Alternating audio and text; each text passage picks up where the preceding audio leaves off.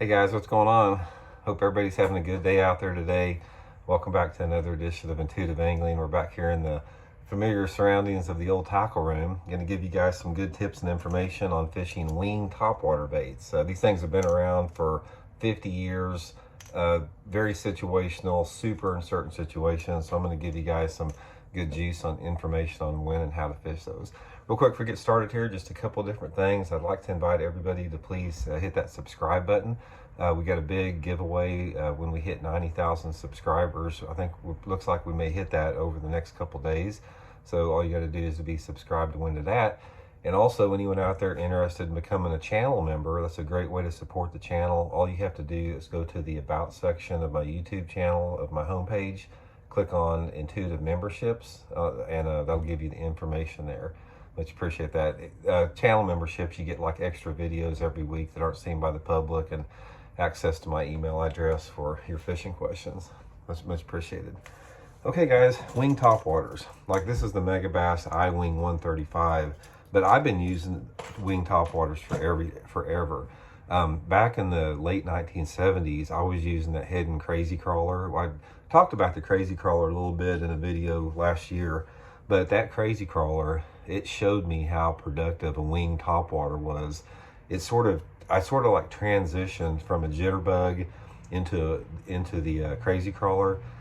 There was a old friend of mine that used to fish down at Grand Lake a lot. He was in the 70s, back in the 1970s, and he took me out in his old aluminum V-bottom boat and showed me how effective the jitterbug was. And then I had a couple of my friends in high school that really figured out that Crazy Crawler. And the Crazy Crawler is the same deal, but it's a lot smaller, and it looks like a little peanut with wings on it. And, you know, it just sort of walks through the water like that. So anyway, here specifically, I wanted to talk about this Megabass iWing 135. And also, if you guys are interested in these, you can get them at Baitworks. I'll include the link in the description for them.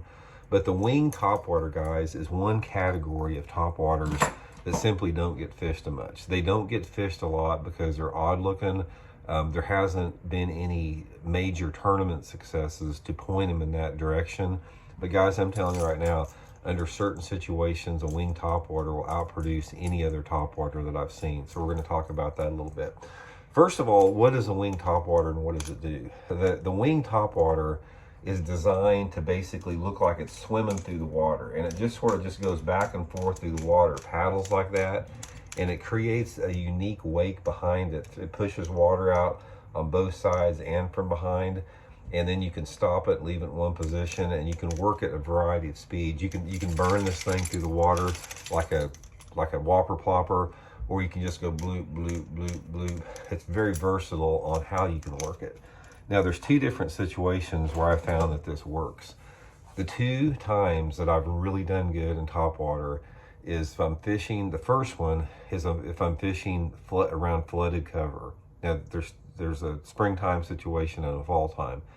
In the springtime, if you have flooded cover, like flooded bushes or willow trees or just whatever like that, and you have water visibility sort of in that 1.5 to 3 foot zone, I have found that bass will come out of that flooded cover and bite a wing topwater almost as good as any other topwater there is out there, especially if you can throw it up in the shady areas. I've done really good with that.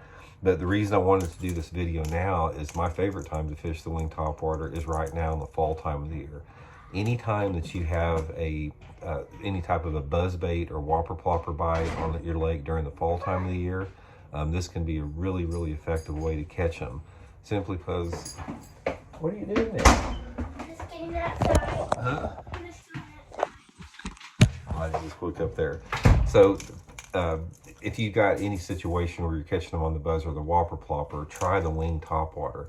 And my favorite way to fish this thing is early or late in the day under low light conditions, fishing it around just either points or like the back ends of coves, any type of area that I think I can get a topwater bite, shady banks with low light conditions. And I like to burn this thing pretty quick in the fall time of the year. I'll throw it out there and I'll fish it at a medium fast, steady retrieve like that. Sort of like the same, if you can imagine throwing a Whopper Plopper buzzbait, your normal speed, but speed it up a couple different cranks. one of the things I found about this is this I-Wing 135, it's a big bait, so you don't want the fish to get a real good look at it. So that's why I like to fish it a little bit faster. And even though that the wings make a pretty large profile on this, it doesn't look like a giant bait in the water. I mean, it's like a perfect size of a gizzard shad. It's about 4 inches long or so, and it'll get you some good bites with that. So guys, anyway, give it a try. There's a lot of different ones out there. Like I said, this is the Megabass I-Wing 135. You can check it out. There's a bunch of different models out there. It's something good just to have in your box. I'm not saying it's going to work every time out there, but it's a really fun bait to fish because the thing looks awesome coming through the water there. And when you have one come up and annihilate it, it's really cool. But it's just another tool for your arsenal. There's going to be sometimes it works, sometimes it doesn't. But I definitely keep a few in my box this time of year, anytime that I'm topwater fishing. So thanks again, guys. Much appreciated checking out the video, and we'll talk to y'all later.